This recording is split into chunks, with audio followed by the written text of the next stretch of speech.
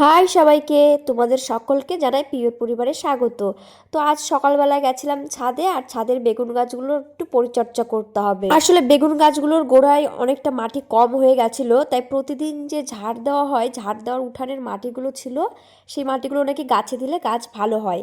তো সেই মাটিগুলো জমিয়ে রেখেছিলাম, আর কিছু ফলের খোসা ভিজিয়ে রেখেছিলাম, কয়েকদিন ধরে পচিয়ে রেখেছিলাম। তো সেইটাই দেবো আজকে।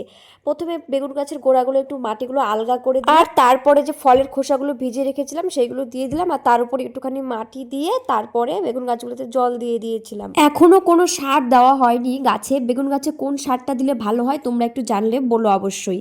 এরপরে চলে গেছিলাম সন্ধ্যাতারা গাছটাতে। সন্ধ্যাতারা গাছটা যেহেতু বনসাই করব, তার জন্য সেটার আগাগুলো সবগুলো কেটে দিচ্ছিলাম, আর তার পাতাগুলো সব কেটে নিয়েছি। অনেক দিনের ইচ্ছা সন্ধ্যাতারা গাছটাকে বনসাই করব, দেখি কত দূর কি হয়। এরপরে এই গাছের গোড়ার মাটিগুলো আলগা করে দিয়েছিলাম, আর তারপরে জল দিয়ে দিয়েছিলাম। আর এই গাঁদা ফুলের গাছটা কয়েকদিন আগে লাগিয়েছিলাম, দেখো 3টে ফুলও হয়ে গেছে। কিন্তু গোলাপ গাছটার যে কি হয়েছে, পাতাগুলো সব ঝরে যাচ্ছে, দেখি কি হয়। তারপর সব গাঁদা ফুলের গাছগুলোতেও জল দিয়ে দিয়েছিলাম।